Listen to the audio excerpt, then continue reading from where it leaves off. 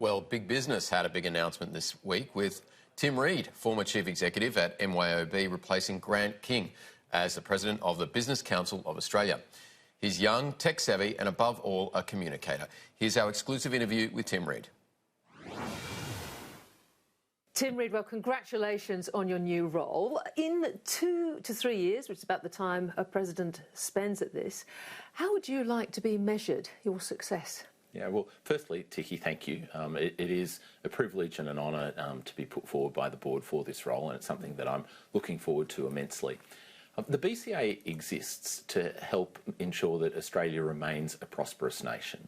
We want that prosperity to be shared by all Australians. So the BCA wasn't set up just to represent a voice of business, but it was to make sure that business contributes to that vision of a prosperous Australia and an Australia where all Australians are able to see improvements in their standard of living.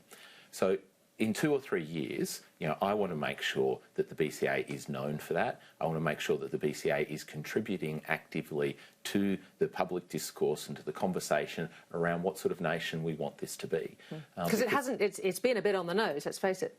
Well, look, I think the BCA has worked hard over time, and if you look over the last 3 decades, continued to work and contribute towards that.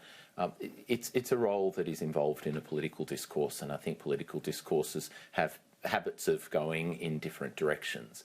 But I actually think the BCA has been a very positive and constructive voice in that. But I do think that times change, and the way in which that voice is conveyed needs to continue to progress and move forward. Tim, on that point that Tiki alluded to, the BCA has been criticised in the past for perhaps not getting involved enough, especially in recent years, in political debate about Australia's future and its wealth. Can we expect a different kind of BCA under yourself?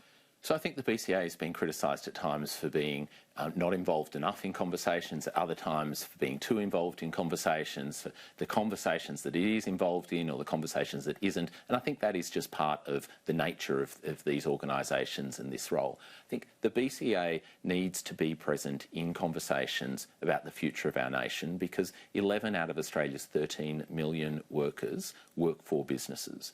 And if we want those people to have prosperous futures, if we want to see incomes rise, we need to make sure that Australia remains competitive on the global scale in terms of a place to do business. And that is the role that voice has to bring. Now, what does it mean to be competitive in business? Then, frequently that's about public policy, it's about industrial relations, it's about tax, etc. But it's also about the workplaces that we're creating. It's about our vision of the workplace of the future. If you talk to a CEO, they understand those hard things, but they also understand the importance of bringing people on a journey. And so I think the BCA needs to be a part of that discourse and needs to be a part of that conversation. I'm very proud of what businesses do every single day. I'm proud of the jobs that we create. I'm proud of the incomes and the prosperity that we provide to Australians. And so I will be an active part of that debate, and I think that is a part of the role that the BCA plays, and one that I'm looking forward to personally playing.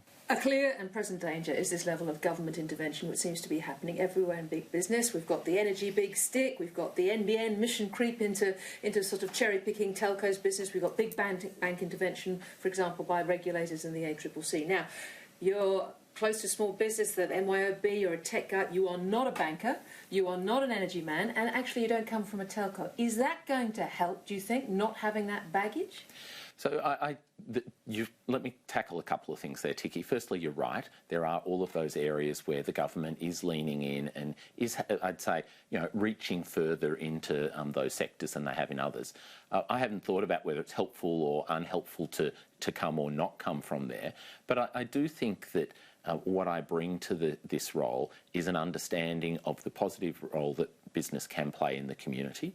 I look at those things quite objectively. So if we take the big stick legislation, for example, I think that does create sovereign risk with it. That makes it bad for investment. I'm not in any way convinced that it's going to bring down power prices. And so I'm going to be very happy to speak my perspective and the perspective of the BCA on those things in those sectors. The Energy Minister, and he, I believe, has ruled out, in the vote that comes next month, ruled out any sort of extension or mission creep across to other parts beyond the energy sector. You'd be happy to hear that? I would be happy to hear that. That's good news. I wanted to ask you on a macro level, Tim, there's this debate about surplus fetish, and is it something really worth pursuing in an economy that looks increasingly, if not going to recession, at least stalling, and globally all sorts of concerns. The IMF was out this week downgrading both Australia and global expectations. Is surplus worth it for the sake of it, or should the government be investing in stimulus? Look, we think, given the current economic conditions, that the government should stay the course and should deliver the surplus. It has been hard fought for, and it will be a hard-won outcome when it is achieved. Even if the economy is going backwards? Well, Australia is in a period of 28 years of continued economic growth. We are in a period of a global slowdown, but if you look at the G7 economies, we're still growing faster than all but one of those economies. So what we think the government should be doing is taking a medium-term perspective and focusing on policy areas that will drive productivity. So if you think there's monetary policy, there's fiscal policy, and then there's a reform agenda, we would really like the government to focus on the third of those, which we think is the most sustainable way to make sure that we have medium-term economic growth. Part of that reform agenda involves industrial relations, which is always the hairy one, isn't it? Jennifer Westacott, your CEO, talks about the number of EBAs falling by, I think, 20%. And they are the things that have driven productivity. How are you going to turn that around? Yeah, and look, that is a great question, Tiki, and it's a very tricky area. But when we stand back and look at the EBAs, we think enterprise bargaining overall has been a success. And it did lead for a period of almost a couple of decades of continued rising real wages for people who were covered by those EBAs, and that was faster than the general economy. When we look in recent years, it has started to drop off, and we believe that one of the largest contributing factors to that is the better off overall test. PM says you've got to prosecute your case. Can you do it? Yeah, absolutely. So this was a change that was made. There was a no disadvantage test that was brought in when a new EBA came into place. Those rules were changed to what was called the better off overall test. And what we've seen since then is that everything has just clogged up in the system. EBAs are not being approved even if unions and employer groups agree. They're getting stuck in Fair Work Australia because of this test. I think it was probably brought in with good intentions. I think it's had a very negative impact, and I think we need to really examine removing that or even reverting back to where we were prior to its introduction. Tim, we discussed stimulus, and one of those is the possibility of more tax cuts. There's both personal tax cuts, but business, company tax cuts. Have you given up on that particular crusade? You lost the first time around in the last electoral cycle. Will you continue to push the Morrison government for further company tax cuts? Yeah, I would actually argue that we won the debate the first time around. We just didn't get the Parliament to legislate. What happened when we discussed company tax rates is the majority of the Australian population ended that public debate supporting reduction in company tax rates for all companies. And so what we saw progressively over time as that debate took place, that more and more people understood the importance of Australia being a competitive place to do business. You know, for the majority of those sort of almost 3 decades of continued economic growth that we've had, our company tax rates have sat just below the OECD average. We've seen them creep up into the third quartile, and now they're right up in the very top quartile. So we have one of the highest tax rates of the OECD. Now, that is not a competitive place to do business.